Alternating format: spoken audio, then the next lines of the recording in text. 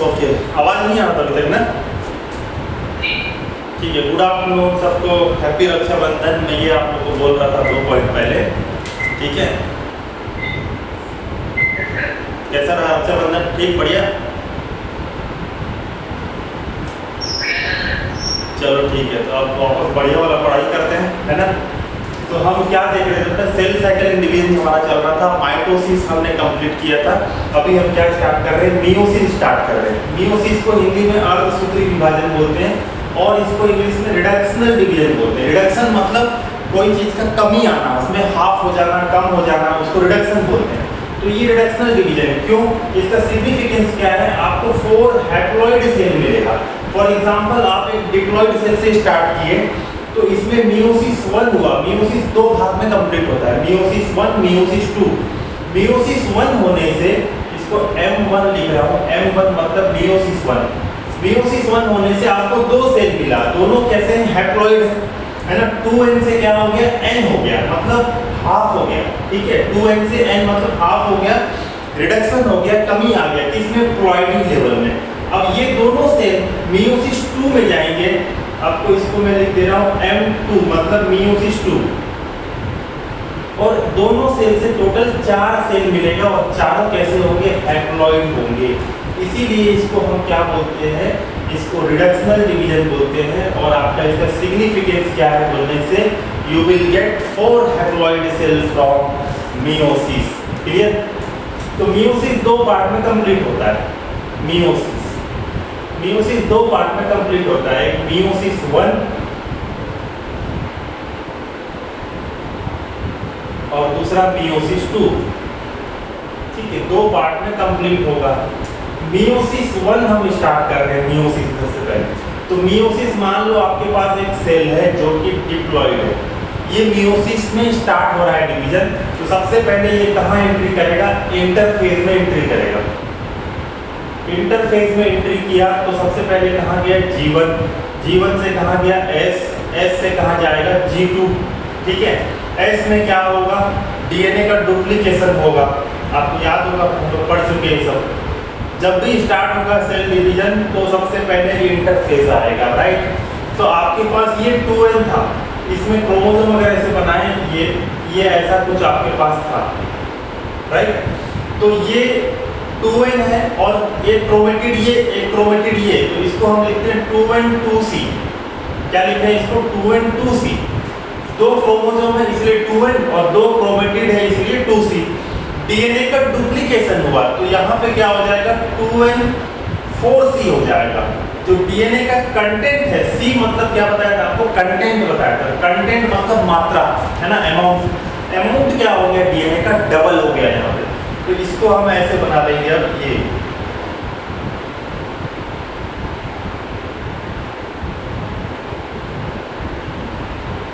ऐसा बन गया। मतलब एक क्रोमेटिड था पहले, अब एक क्रोमेटिड डबल होकर कितना हो गया? 2 क्रोमेटिड, ये 3 और ये 4, इसीलिए हम क्या लिखते हैं? 4c। लेकिन क्रोमोसोम का नंबर आपको काउंट करने के लिए मैं क्या बोल रहा था? सेंट्रोमियर काउंट करना है। तो सेंट्रोमियर ये रहा 1 और ये 2, तो कितना होगा? 2n, ठीक है? तो इसलिए हम इसको क्या बोल रहे हैं? 2n 4c। G2 गया, G2 से फिर ये कहाँ जाएगा? M फेज में जाएगा, ठीक है? M फेज में आपके पास क्या क्या आएगा? प्रोफेज, फिर मेटाफेज। जैसा माइटोसिस में पढ़े तो वैसे ही प्रोफेज, मेटाफेज, एनाफेज और टीलोफेज। क्योंकि बेटा हम मियोसिस 1 पढ़ रहे हैं तो ये सब कुछ 1 1 1 1 रहेगा। तो प्रोफेज 1, मेटाफेज 1, एनाफेज 1, टीलोफेज 1, ठीक है? Prophase 1, metaphase 1, anaphase 1, telophase 1। Prophase 1 के अंदर टोटल 5 स्टेज है आपके पास। प्रोफेज 1 के अंदर 5 स्टेज। क्या बोल रहे हैं? लेप्टोटीन। पहला स्टेज क्या है? लेप्टोटीन। दूसरा है जाइगोटीन, तीसरा है पैकेटीन, चौथा है डिप्लोटीन और 5वां आपके पास है डायाकाइनेसिस। डायाकाइनेसिस ये 5 स्टेज में प्रोफेज 1 कंप्लीट होगा। आपके पास एम फेज के अंदर 4 फेज है, प्रोफेज, मेटाफेज, एनाफेज, टेलोफेज। क्योंकि मियोसिस 1 चल रहा है तो ऑल आर 1, प्रोफेज 1, मेटाफेज 1, है ना। तो प्रोफेज 1 के अंदर अगेन 5 पार्ट में ये डिवाइडेड है, ठीक है। इसमें क्या क्या है, लेप्टोटीन है, जाइगोटीन है, पैकेटीन है, डिप्लोटीन है एंड डायकाइनेसिस। ये 5 स्टेज में ही सबसे इंपॉर्टेंट मियोसिस में अगर कुछ है तो ये 5 स्टेज है। इसी को हमको खास ध्यान रूप से पढ़ना है। फिर मेटाफेज, एनाफेज 1 ये थोड़ा इंपॉर्टेंट है। फिर मियोसिस 2 जो होगा वो एग्जैक्टली सेम है माइटोसिस के जैसा, क्लियर। तो इंपॉर्टेंट यही है, मियोसिस 1, मियोसिस में leptotene, zygotene, pachytene, diplotene, diakinesis किसके स्टेज है, प्रोफेज 1 के अंदर आएगा ये सब, क्लियर। इसको याद करने के लिए हम एक शॉर्टकट ऐसा बोलते हैं LZPDD, या फिर और इसको लिख सकते हो LZPD²। इस सीक्वेंस में याद रहना चाहिए कि पहला लेप्टोटीन होता है, दूसरा जाइगोटीन, तीसरा पैकेटीन, चौथा डिप्लोटीन और पांचवा डायकाइनेसिस। तो सीक्वेंस में याद है, ऐसे पांचों याद है लेकिन उल्टा सीधा याद ऐसा नहीं होना चाहिए, पहला पॉइंट। दूसरा, और अगर ये याद नहीं रह पाया तो इसको एक और शॉर्टकट बोलते हैं कि लता जरा पानी दे दे, लता जरा पानी दे दे। लता का L, जरा का Z, पानी का P, दे का डिप्लोटीन और D का डायकाइनेसिस। ये 5 स्टेज है, ठीक है। लता जरा पानी दे दे, ये आपको याद रखने के लिए है ना, निमोनिक है, याद करने के लिए। आपको अगर लता पसंद नहीं है, ललित पसंद है तो ललित से पानी मंगवा लो, किससे भी मंगवाना है पानी मंगवा लो, लेकिन सामने नाम क्या रहना चाहिए, L वाला रहना चाहिए। तो ये आपका सीक्वेंस से याद हो जाएगा, क्लियर। तो इसको आप देखो एक बार। इसके बाद हम क्या कर रहे हैं, लेप्टोटीन से स्टार्ट कर रहे हैं, पूरा डायग्राम स्टार्ट कर रहे हैं। तो एक बार बोर्ड कंप्लीट करो।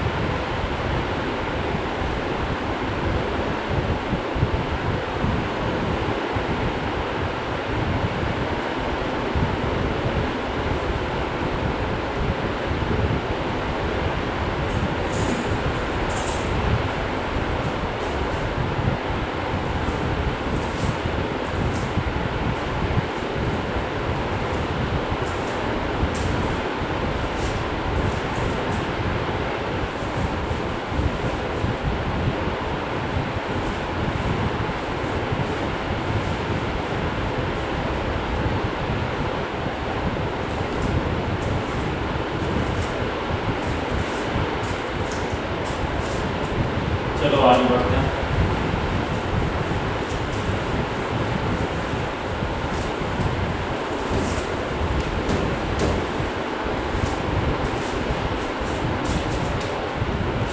Prophase 1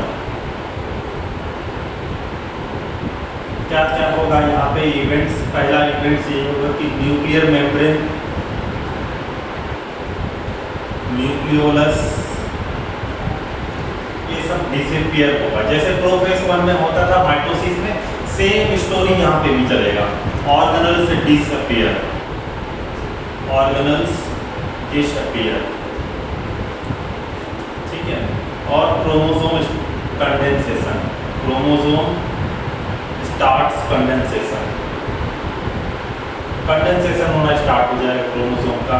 and fourth point, centriole moves to opposite pole, centriole moves to opposite pole. ये सब होगा कहाँ पे? प्रोफेज 1 में। लेकिन प्रोफेज 1 में कितना पार्ट है? 5 पार्ट है। पहला जैसे हमारे पास क्या है? लेप्टोटीन। पहला स्टेज कौन सा है? लेप्टोटीन। तो लेप्टोटीन, फिर जाइगोटीन, पैकेटीन, डिप्लोटीन, डायकाइनेसिस। तो डायकाइनेसिस होते होते ये सब स्टेज कंप्लीट होगा। ये लेप्टोटीन में कंप्लीट नहीं हो जाएगा। जाइगोटीन, पैकेटीन, डिप्लोकाइन, डायकाइनेसिस होते होते ये सभी स्टेप लगभग क्या हो जाएंगे? फिनिश हो जाएंगे, कंप्लीट हो जाएंगे। ठीक है। तो लेप्टोटीन में क्या होगा? लेप्टोटीन में देखो, ये आपके पास न्यूक्लियस है, ठीक है। इसमें डीएनए क्या हो रहा है? कंडेंस हो रहा है।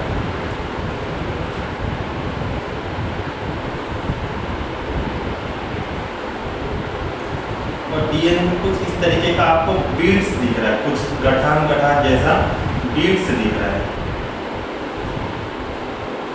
ठीक है। इसको अगर आप बाहर निकाल के देखें तो ये कुछ इस तरीके से दिख रहा है।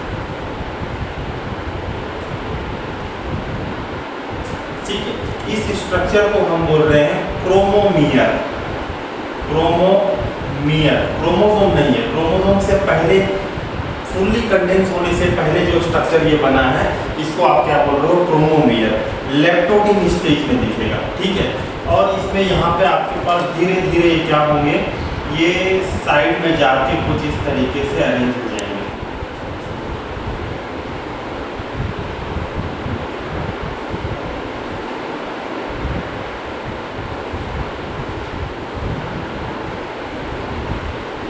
ये क्रोमोमियर कुछ इस तरीके से अरेंज हो गए।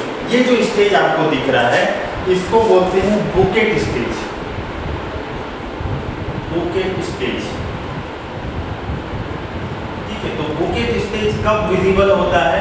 तो आपका आंसर होना चाहिए लेप्टोटीन स्टेज में विजिबल होता है। क्रोमोमियर कब विजिबल होता है? आंसर होना चाहिए लेप्टोटीन स्टेज में। ठीक है। इसके आगे बढ़े तो हमारे पास कौन सा आएगा? जाइगोटीन। जाइगोटीन से पहले हमारे पास टोटल, फिर से एक बार बता दें आपको, हमारे पास टोटल 46 क्रोमोसोम्स है। 46 क्रोमोसोम्स में से भी, मतलब उसको अगर डिवाइड बोले तो हमारे पास 23 पेयर्स है। मीन्स एक क्रोमोसोम का डबल है। और वो दोनों क्रोमोसोम को आप क्या बोलते हो? होमोलॉगस क्रोमोसोम बोलते हो। चलो इसको यहाँ पे देख लेते हैं। जैसे मान लो ये आपका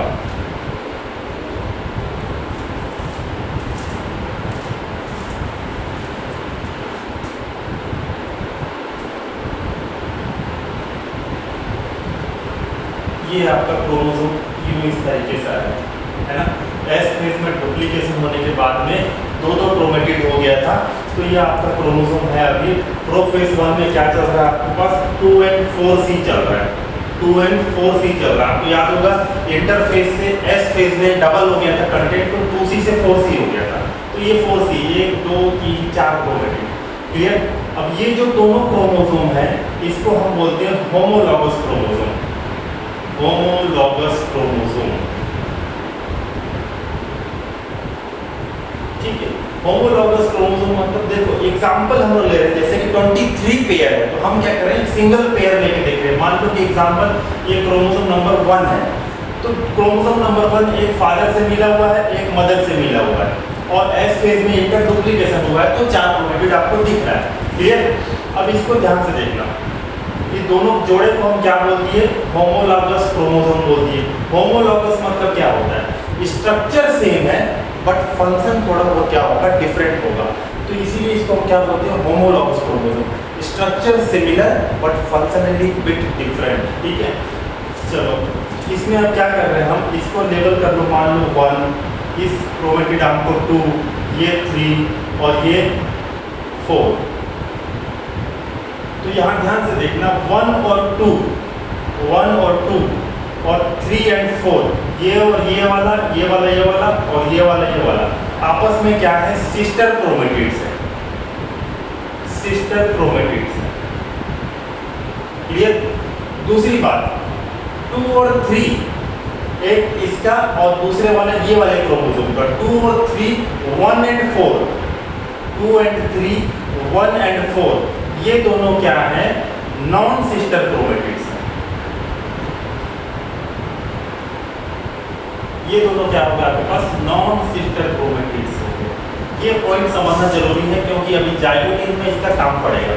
चलो ठीक है, फिर से बोल रहा हूँ, दोनों होमोलोगस क्रोमोसोम से पेयर्स जोड़े में होते हैं। तो जोड़ा what is that, that is homologous chromosome, structurally similar but functionally different. 1 and 2 and 3 and 4 these are sister chromatids, क्योंकि ये सेम क्रोमोसोम के क्रोमेटिड है 1 and 2, इसीलिए इसको हम क्या बोल रहे हैं, सिस्टर क्रोमेटिड बोल रहे हैं। 2 and 3 आपस में अलग अलग क्रोमोसोम के हैं, इसीलिए इसको हम क्या बोल रहे हैं, नॉन सिस्टर क्रोमेटिड बोल रहे हैं। चलो आगे बढ़ते हैं। जाइगोट में ये आपका जो क्रोमोसोम्स है, अब ये जोड़ा बनके होमोलोगस क्रोमोसोम्स जो है वो इस तरीके से जोड़ा बनके साथ साथ में आ जाएंगे।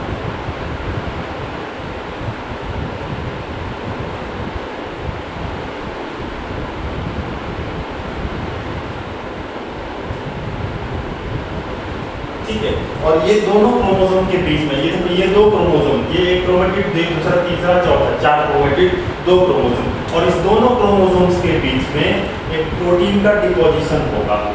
इस प्रकार से क्या हो जाएगा, ये प्रोटीन का डिपोजिशन हो जाएगा। इसको अगर जूम करके देखें तो ये आपको कुछ इस तरीके का दिखेगा।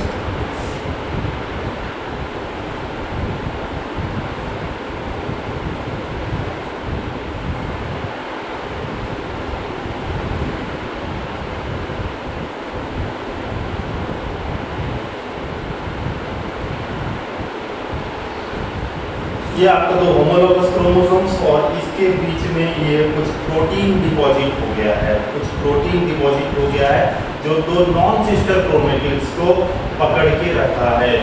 ठीक है, ये 2 और ये 3, ये 1, ये 4, 2 और 3 क्या थे, नॉन सिस्टर क्रोमेटिड्स थे, राइट। तो नॉन सिस्टर क्रोमेटिड्स के बीच में there is a deposition of protein का डिपोजिशन हुआ है। इसको हम क्या बोल रहे हैं, साइनेटोनिमल कॉम्प्लेक्स बोल रहे हैं, साइनेटोनिमल कॉम्प्लेक्स, है ना। इस प्रोटीन, इसको क्या लिखेंगे अपन, proteinaceous in nature, proteinaceous in nature, proteins का भरा पड़ा हुआ है ये साइनेटोनिमल कॉम्प्लेक्स। किसके बीच हुआ है, between non sister chromatids, between non sister chromatids के बीच में डिपोजिशन हुआ है, और ये दोनों क्या हो गए, एडहेयर हो गए, पेयर आपस में चिपक गए। क्लियर। इस पूरे जोड़े को, क्योंकि यहाँ पे 2 क्रोमोसोम आपके पास दिख रहा है, इसको हम बाईवैलेंट भी बोलते हैं, बाईवैलेंट, क्योंकि बाई मतलब क्या, दो क्रोमोसोम से, तो बाईवैलेंट। और इसको 1, 2, 3, 4 4 क्रोमेटिड है, इसीलिए इसको टेट्राड भी बोलते हैं। बाईवैलेंट या फिर टेट्राड दोनों सेम स्ट्रक्चर है। बाईवैलेंट मतलब भी यही होता है, टेट्राड मतलब भी यही होता है। क्लियर। और साइनेटोनिमल कॉम्प्लेक्स का जो डिपोजिशन हुआ है, इसके प्रोसेस को हम बोलते हैं synapsis. The process of formation of synaptonemal complex between homologous chromosome is known as synapsis. ठीक है, साइनेटोनिमल कॉम्प्लेक्स के फॉर्मेशन के प्रोसेस को साइनेप्सिस कह रहे हैं। इससे क्या बना, बाईवैलेंट बना, टेट्राड बना। बाईवैलेंट का नंबर कितना होगा, तो इसका नंबर होता है always half the number of chromosome, always half the number of chromosome. इसका मतलब सिंपल है। फॉर एग्जांपल हमारे अंदर अगर 46 क्रोमोसोम्स है तो 23 पेयर्स हैं, है ना। तो 23 होमोलोगस पेयर्स हैं, तो 23 होमोलोगस पेयर हैं, तो 46 क्रोमोसोम है। मतलब हम क्या लिखे, always half the number of chromosome, किसका, बाईवैलेंट का। अगर हमारे अंदर बाईवैलेंट पूछता है तो सीधा आंसर क्या होगा, 46 डिवाइड बाय 2, 23 बाईवैलेंट बनेगा। ठीक है, ऐसी करके वहाँ के क्वेश्चन आता है, organism having 52 chromosome, what will be the number of bivalent. ठीक है, ड्यूरिंग जाइगोटिक स्टेज, तो आप क्या बताओगे, 52 डिवाइड बाय 2 26 होगा। क्लियर, ऐसे करके क्वेश्चन आता है। तो जाइगोटिन में हम क्या देखें कि यहाँ पे बाईवैलेंट का फॉर्मेशन हो रहा है, बाईवैलेंट का फॉर्मेशन हो रहा है बाय साइनेटोनिमल कॉम्प्लेक्स, साइनेटोनिमल नीमर कॉम्प्लेक्स। ये पॉइंट आपको जाइगोटीन पे याद रखना है, ठीक है। बाइवेलेंट का फॉर्मेशन हुआ है यहाँ पे, बाइवेलेंट दिखेगा नहीं, बना है अभी, ठीक है। अगला स्टेज कौन सा है? लैक्टोटीन, जाइगोटीन के बाद पैकेटीन। तीसरा नंबर क्या है हमारे पास? पैकेटीन। पैकेटीन में आपको बाइवेलेंट विजिबल होगा, बाइवेलेंट विजिबल, ठीक है, पहला पॉइंट। दूसरा पॉइंट यहाँ पे क्रॉसिंग ओवर होगा, crossing over occurs, crossing over occurs, crossing over होगा यहाँ, ठीक है। तो आप ये कंडीशन ध्यान से रखना, क्वेश्चन क्या पूछ रहा है। अगर आपको पूछ रहा है कि बाइवेलेंट फॉर्मेशन कहाँ होगा, तो आपका आंसर होना चाहिए जाइगोटीन।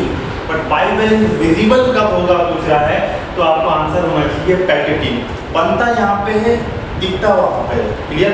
एक और आएगा ऐसे, पैकेटीन में क्रॉसिंग ओवर होगा, लेकिन क्रॉसिंग ओवर दिखेगा कहाँ पे? अगले स्टेज में, डिप्लोटीन में। चलो ठीक है, इसको क्या कर, चलो पहले इसको आप कवर कर लो, क्योंकि मेरे को डायग्राम थोड़ा और बनाना पड़ेगा। इसको कवर करो, फिर आगे बढ़ रहे हैं, पैकेटीन देखते हैं।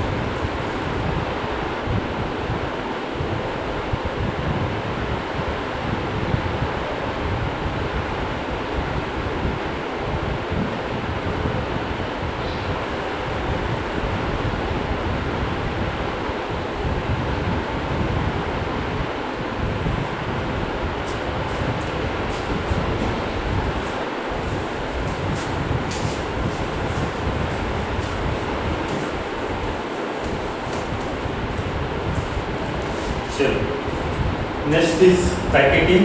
पैकेटिंग में क्या चल रहा है देखो, पहले डेप्लूटिन में आपके पास बाइवेलेंट जाइगोटिन में डाइवेलेंट का फॉर्मेशन हो चुका है, बाइवेलेंट का। बाइवेलेंट के फॉर्मेशन के बाद यहाँ पे बाइवेलेंट विजिबल होगा, बाइवेलेंट विजिबल, ठीक है। और यहाँ पे क्रॉसिंग ओवर होगा। दूसरा पॉइंट यहाँ पे क्या होगा, क्रॉसिंग ओवर। क्रॉसिंग ओवर कैसे होगा यही देख रहे हैं, ठीक है, पैकेटिंग में। तो आपके पास ये दो होमोलॉगस क्रोमोसोम्स साइटोनिमल कॉम्प्लेक्स से जुड़े हुए हैं। यहाँ पे कुछ नॉड्यूल्स बन जाएंगे। साइटोनिमल कॉम्प्लेक्स में नॉन सिस्टर क्रोमेटिड्स के बीच में कुछ नॉड्यूल्स बन जाएंगे, जिसको हम बोलेंगे रिकॉम्बिनेस नॉड्यूल्स, ठीक है। रिकॉम्बिनेस नॉड्यूल्स के अंदर रिकॉम्बिनेस एंजाइम है। कौन सा एंजाइम है, रिकॉम्बिनेस एंजाइम है। रिकॉम्बिनेस एंजाइम कुछ 2-3 एंजाइम का मिक्सचर है। जैसे कि पहला एंजाइम है एंडोन्यूक्लियस। एंडोन्यूक्लियस, न्यूक्लियस मतलब न्यूक्लिक एसिड को तोड़ने वाला एंजाइम को क्या बोलते हैं, न्यूक्लियस बोलते हैं। एंडोन्यूक्लियस, तो अगर ये न्यूक्लिक एसिड है तो इसको अगर अंदर से काटता है कोई तो उसको अपन क्या बोलेंगे, एंडोन्यूक्लियस, क्लियर। और एक और टाइप होता है इसमें एक्सोन्यूक्लियस। अगर कोई बाहर से काट रहा है, यहाँ से बाहर से ऐसे काट रहा है तो उसको क्या बोलते हैं, एक्सोन्यूक्लियस। लेकिन कोई सेंटर में कहीं पे भी जाके बीच से अंदर पे काट दिया तो क्या बोलेंगे, एंडोन्यूक्लियस। दूसरा है अनवाइंडेज, ठीक है। ये फोल्डिंग, ये कुछ इस प्रकार से दो क्रोमोसोम आर्म को एक दूसरे के ऊपर चढ़ाने का काम करेगा, कौन, अनवाइंडेज। और लाइगेज एंजाइम क्या होता है, इसको हम बोलते हैं मॉलिक्यूलर ग्लू। मॉलिक्यूलर ग्लू मतलब होता है गोंद, ये चिपकाने का काम करता है, क्लियर। इसके एंजाइम का नाम क्या है, लाइगेज। तो हम क्या कर रहे हैं, ये तीनों एंजाइम का फंक्शन देखते हैं कि रिकॉम्बिनेस नॉड्यूल में जो रिकॉम्बिनेस एंजाइम्स हैं ये क्या करेगा, कैसे काम करेगा। तो पहला काम तो है, पहला एंजाइम कौन सा है, एंडोन्यूक्लियस। तो आपके पास ये दो होमोलॉगस क्रोमोसोम्स है, ये 1, ये 2, ये 3, ये 4, ये 2 और 3 नॉन सिस्टर क्रोमेटिड्स जिसके बीच में रिकॉम्बिनेशन नॉड्यूल बना था, उसमें से एंडोन्यूक्लियस एंजाइम क्या करेगा, दोनों का नीचे का पोर्शन कट कर देगा, क्लियर। तो आप देख रहे होंगे कि नीला वाला का एक पोर्शन लटका हुआ है और काले वाले का पोर्शन एक लटका हुआ है, क्लियर। ये कट हो गया, एंडोन्यूक्लियस अंदर से कट कर दिया। दूसरा काम क्या होगा, दूसरा काम कौन करेगा, अनवाइंडेज। तो ये कैसे होगा, देखो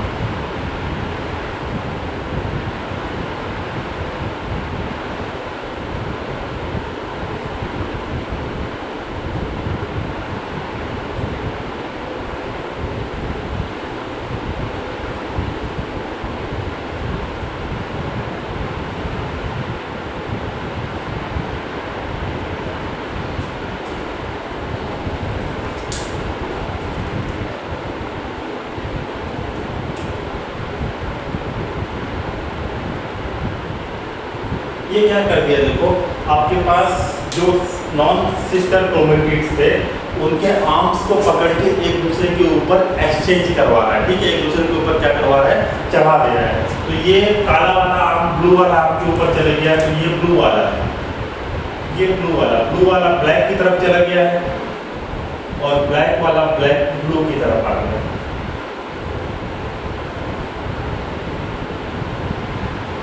और जो ये कट होके जो ये टुकड़ा पड़ा हुआ है, ये ब्लू वाला का कट हुआ था, देखो नीचे ये कट हुआ तो नहीं जा पाएगा ना, कट हुआ तो अलग हो गया, टुकड़ा हो गया, तो वो यहाँ रखा हुआ है नीचे।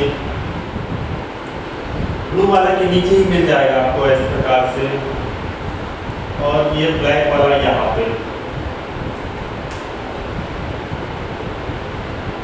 ठीक है। तो ये ब्लू वाला ब्लू के नीचे रखा हुआ है और ये ब्लैक वाला ब्लैक के नीचे रखा हुआ है। और ब्लू वाला आर्म क्रॉस होके ब्लैक वाले के पास पहुंच गया है, ब्लैक वाला आर्म क्रॉस होके ब्लू वाला के पास पहुंच गया है। यहाँ तक बात क्लियर है। ये कौन कर रहा है, अनवाइंडेज, अनवाइंडेज, ठीक है। तीसरा काम क्या है, इसको और इसको जोड़ना है, ठीक है। और ब्लू वाला और ब्लैक वाले को जोड़ना है और ब्लैक वाले और ब्लू वाले को जोड़ना है। तो ये कौन करके देगा आपको, मॉलिक्यूलर ग्लू, जिसका नाम क्या है, लाइगेज। तो लाइगेज क्या कर रहा है, देखते हैं।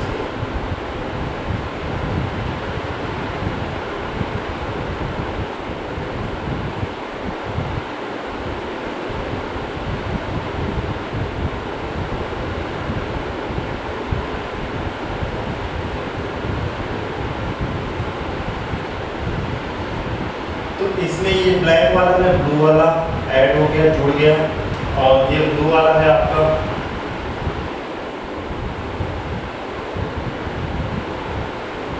इसमें क्या जुड़ गया, ब्लैक वाला जुड़ गया नीचे, ये ब्लैक वाला जुड़ गया, ये इसमें जुड़ गया, ऐड हो गया। क्लियर है बात? ठीक है, तो इससे क्या हो रहा है कि क्रोमोसोम्स का जो नॉन सिस्टर क्रोमेटिड है उसमें अपना जो डीएनए मटेरियल है, क्रोमोसोम किसका बना हुआ है, डीएनए का, वो डीएनए मटेरियल क्या कर रहे हैं, एक्सचेंज कर रहे हैं। कैसे एक्सचेंज कर रहे हैं, पहले कट किए, कट करके फिर दोनों आर्म को इधर उधर किए, दोनों आर्म को इधर किए तो ब्लैक वाले के पास ब्लू वाला आ गया, तो ब्लू वाला का जो क्रोमोसोम का डीएनए था अब ब्लैक के साथ जुड़ गया यहाँ पे, और ब्लैक वाला के साथ में कौन जुड़ गया, ब्लू वाला। तो दोनों के बीच में क्या हो गया, एक्सचेंज ऑफ डीएनए हुआ। इसको हम क्या बोलते हैं, क्रॉसिंग ओवर बोलते हैं, क्रॉसिंग ओवर।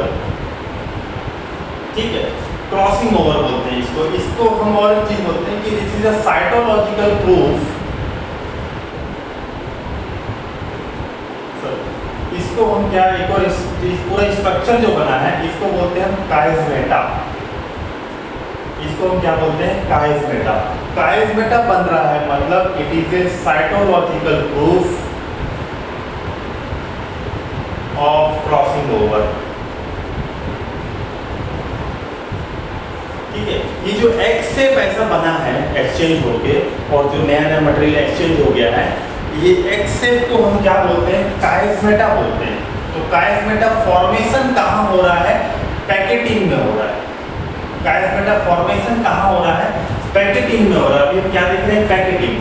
तो काइस्मेटा फॉर्मेशन पैकेटिंग में हो रहा है। और अगर आपको कोई पूछता है कि साइटोलॉजिकल प्रूफ, सेल में ऐसा प्रूफ दिखाओ कि जिससे पता लगे कि क्रॉसिंग ओवर हो रहा है, तो उसका क्या दिखाना पड़ेगा आपको, काइस्मेटा। माइक्रोस्कोप में अगर आप एक्स शेप स्ट्रक्चर दिखा देते हो दो क्रोमोसोम के बीच में, that means it is a proof that crossing over is taking place. तो आपको एक क्वेश्चन आता है, व्हाट इज द प्रूफ और cytological proof of crossing over. तो chiasmata formation is cytological proof for crossing over. ठीक है, तो ये आपका हो गया 1 2 3 4, इसमें क्रोमोसोम एक्सचेंज हो गया है। अब ये अगला स्टेप कौन सा हमारे पास है, पैकेटिंग के बाद डिप्लोटिन। डिप्लोटिन में क्या होगा, dissolution of synaptonemal complex, dissolution of synaptonemal complex.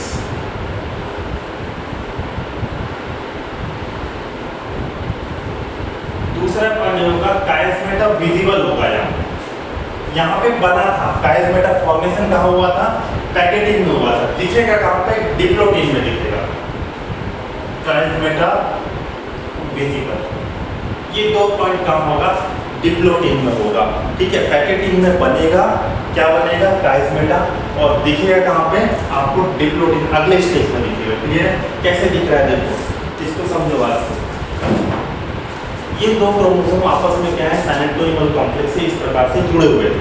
ठीक है, अब ये दोनों के बीच में कुछ इस प्रकार से एक्सचेंज हुआ, दोनों अनबाइंडेज आया, पहले कट हुआ, फिर अनबाइंडेज आया, फिर दोनों क्या हुए, अब इस प्रकार से दोनों के बीच में साइनेप्टोनिमल कॉम्प्लेक्स से दोनों चिपके हुए हैं।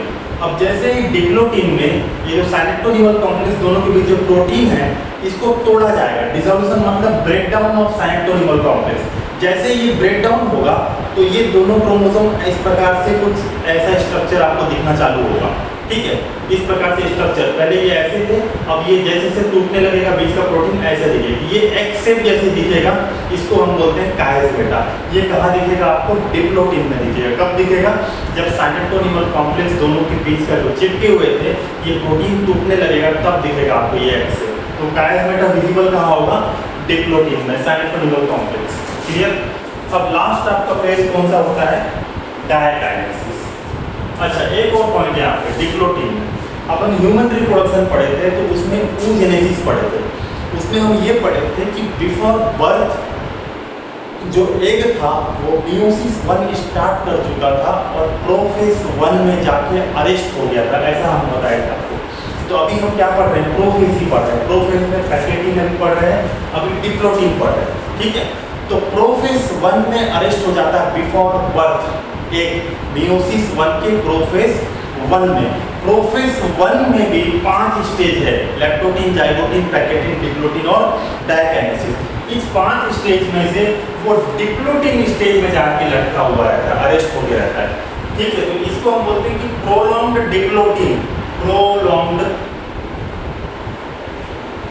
डिप्लोटिंग, प्रोलॉन्ग्ड मतलब बहुत लंबा, डिप्लोटिंग को हम एक नया नाम देते हैं डिक्टियोटिंग। क्या नाम देते हैं? डिक्टियोटिंग। तो देखो क्या हुआ, प्रोफेज 1 के डिप्लोटिंग स्टेज में जाके अरेस्ट हो गया बिफोर बर्थ, मियोसिस 1 में जाके।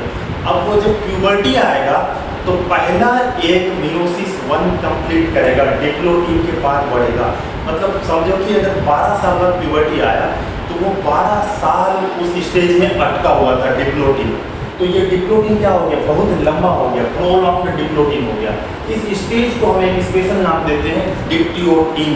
ठीक है, क्लियर? ये फॉर याद रखना। और इसके बाद लास्ट आपका स्टेप कौन सा होगा? डायकाइनेसिस। डायकाइनेसिस में क्या होगा आपका? डायकाइनेसिस में टर्मिनलाइजेशन ऑफ काइजमेटा, टर्मिनलाइजेशन ऑफ काइजमेटा। ठीक है, transition to metaphase 1, transition to metaphase 1। Prophase 1 complete हो रहा है, डायकाइनेसिस आते आते आपका न्यूक्लियर मेम्ब्रेन डिसअपियर हो जाएगा। ठीक है, अब जैसे आप पैकेटिंग में ही देखिए, पैकेटिंग में आधा न्यूक्लियर मेम्ब्रेन जा चुका है और ये सेंट्रियोल्स अपोजिट पोल में जा रहे हैं। ठीक है, आपके डायकाइनेसिस होते होते प्रोफेज 1 कंप्लीट होगा तो वहाँ फिर आपका सेंट्रियोल अपोजिट पोल में पहुँच चुके होंगे, न्यूक्लियर मेम्ब्रेन डिसअपियर हो चुका होगा, क्रोमोसोम हाईली कंडेंस हो चुका होगा, क्योंकि अगला स्टेज कौन सा है? मेटाफेज है। प्रोफेज 1 कंप्लीट हो रहा है तो transition to metaphase. Prophase 1 complete होते होते मेटाफेज स्टेज क्या होगा? स्टार्ट हो जाएगा। क्लियर? डायकाइनेसिस में क्या हो रहा है? Terminalization of chiasmata. तो जैसे डिप्लोटिंग में क्या हो रहा था, ये आपका साइनेटोनिमल कॉम्प्लेक्स था, तो ये ब्रेकडाउन जैसे जैसे हुआ तो ये आपको एक्स से विजिबल हुआ काइजमेटा। अब धीरे धीरे ये क्या होगा? खत्म हो रहा है, टर्मिनलाइजेशन ऑफ काइजमेटा, ये ऐसा हो गया। लास्ट में आपको हल्का सा चिपका हुआ है। क्लियर? किसमें? डायकाइनेसिस में। टर्मिनलाइजेशन, ये टर्मिनल, ये एक्स से, ये टर्मिनल, ये टर्मिनलाइजेशन ऑफ काइजमेटा। अब ऐसे ये दोनों क्रोमोसोम चिपके हुए हैं। अब ये दोनों क्रोमोसोम ऐसे आके मेटाफेज में ऐसे आके अरेंज हो जाएंगे। यहीं से कल स्टार्ट करेंगे। ध्यान रखना, डायकाइनेसिस प्रोफेज 1 का लास्ट स्टेज में दो क्रोमोसोम टर्मिनलाइजेशन हो रहा था तो ऐसे चिपके हुए हैं लास्ट में, और ये ऐसे आके धीरे से बीच में आके दो एक के ऊपर एक ऐसे अरेंज हो जाएंगे और यहीं से मेटाफेज 1 स्टार्ट हो जाएगा। आज का क्लास यही पर खत्म कर रहा हूँ। ठीक है, मेटाफेज 1, एनाफेज 1, टेलोफेज 1 कल हम देखेंगे। इसको आप रिवाइज करो, बहुत इंपॉर्टेंट है। ये वाला जो पोर्शन है, ये जो क्रॉसिंग ओवर हुआ आर्म्स का नॉन सिस्टर क्रोमैटिड्स के बीच में, ये बहुत इंपॉर्टेंट है। आपको कहाँ मिलेगा? ये मॉलिक्यूलर बेसिस ऑफ इनहेरिटेंस और प्रिंसिपल्स ऑफ इनहेरिटेंस, लिंकेज जब पढ़ेंगे अपन, TH मॉडल का लिंकेज पढ़ेंगे, वहाँ पे ये जरूर आपको जरूरत पड़ेगा। क्लियर? इसीलिए ये इंपॉर्टेंट था। तो ये आप रिवाइज करो एक बार। लेट्स मीट टुमारो, कल मिलते हैं। चलो आज के लिए थैंक यू ऑल।